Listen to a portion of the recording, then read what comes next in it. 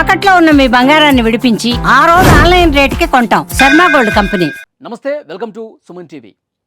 YouTuber Jyoti Malhotra NIA arrest చేసింది, investigate చేస్తోంది. పూర్తిగా ప్రశ్నల మీద ప్రశ్నలు వేస్తుంటే ఎన్ఐఏ అధికారులకి ఎదురు ప్రశ్నిస్తూ అది నా రైటు, నా ఫ్రీడమ్ ఆఫ్ స్పీచ్, నేను ఎక్కడైనా వీడియోలు చేస్తాను అని చెప్పి మాట్లాడుతోంది. పాకిస్తాన్కి గూఢచర్యం చేస్తున్నటువంటి ఆరోపణలు వచ్చిన వెంటనే ఎన్ఐఏ దృష్టి పెడితే పక్కా ఆధారాలతో జ్యోతి మల్హోత్రాను అరెస్ట్ చేశారు. ఆమెకు సంబంధించిన కీలకమైన సమాచారం ఇప్పుడు బయటకు వస్తుందండి.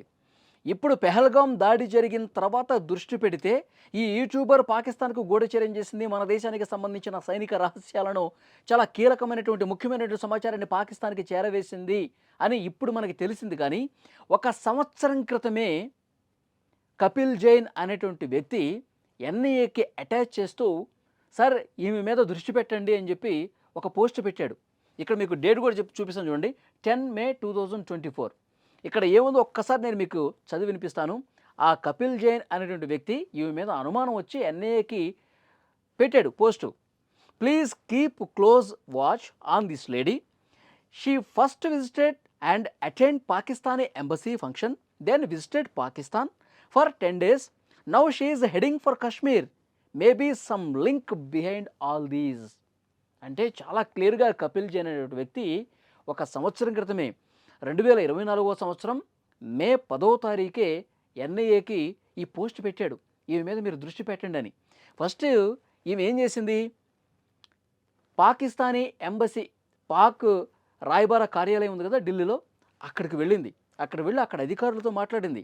ఇప్పుడు మనకి బయటకు వస్తున్న సమాచారం అక్కడ డానిష్ అనేటువంటి వ్యక్తితో ఈమెకి సన్నిహిత సంబంధాలు ఉన్నాయని మనకి ఇప్పుడు తెలిసింది. కానీ 1 సంవత్సరం క్రితమే ఈమె ఆ రాయబార కార్యాలయంలోకి వెళ్ళి అక్కడ డానిష్తో మాట్లాడి వెంటనే పాకిస్తాన్కి వెళ్ళింది.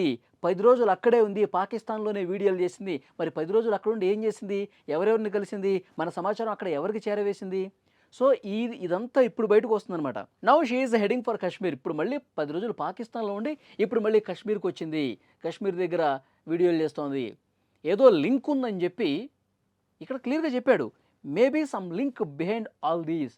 ఏదో ఒక లింక్ ఉంది, దీన్ని ఛేదించండి అని చెప్పి డైరెక్ట్గా ఎన్ఐఏకి అటాచ్ చేస్తూ 1 సంవత్సరం క్రితం పోస్ట్ పెట్టాడండి. చూసారా? అంటే ఈమె పాకిస్తాన్కి గూఢచర్యం చేసింది అని చెప్పి చాలా పక్కాగా క్లియర్ కట్ ఇన్ఫర్మేషన్ ఇప్పుడు అన్నీ బయటపడతా ఉన్నాయి కదా.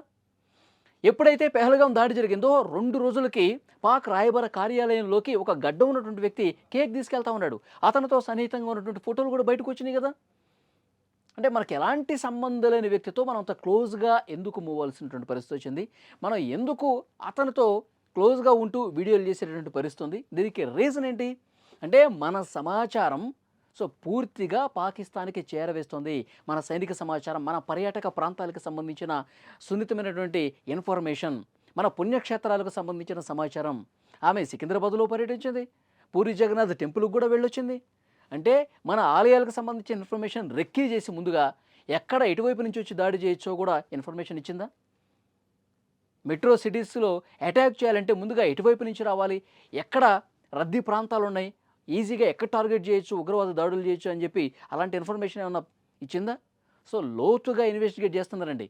1 సంవత్సరం క్రితమే ఈ కపిల్ జైన్ అనేటువంటి వ్యక్తి ఎన్ఐఏకి అటాచ్ చేస్తూ పోస్ట్ పెట్టినప్పుడే ఎన్ఐఏ దీన్ని సీరియస్గా తీసుకుని ఉంటే, మన నిఘా విభాగాలు చాలా సీరియస్గా అప్పుడే ఈ విషయాన్ని తీసుకుని ఈ యూట్యూబర్ని క్వశ్చన్ చేస్తుంటే జ్యోతి మల్హోత్రాని ఇంతవరకు వచ్చి ఉండేది కాదు, మన సమాచారం వాళ్ళకి చేరవేసి ఉండేది కాదు. పెహల్గాం లాంటి దాడి కూడా జరిగి ఉండకపోవచ్చేమో.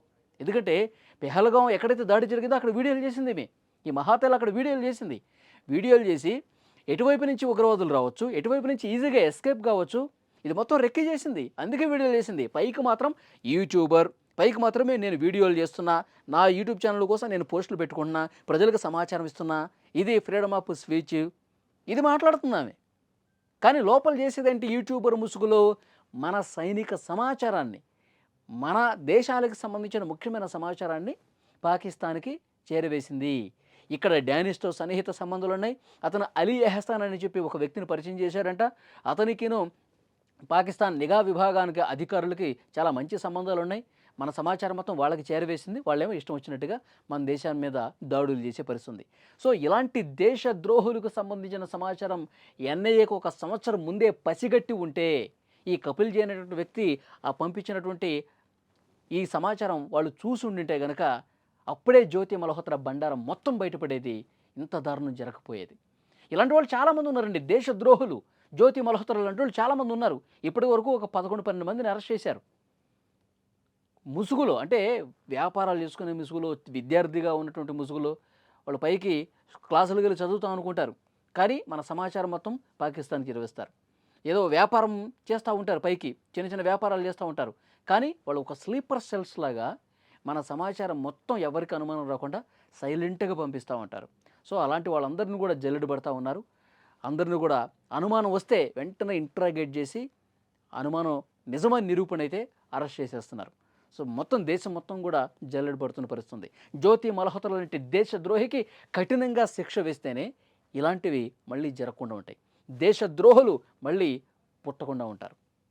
సో చూద్దాం, ఈ వీడియో మీద తప్పకుండా మీ అభిప్రాయాన్ని కామెంట్ రూపంలో తెలియజేయండి. Thank you very much.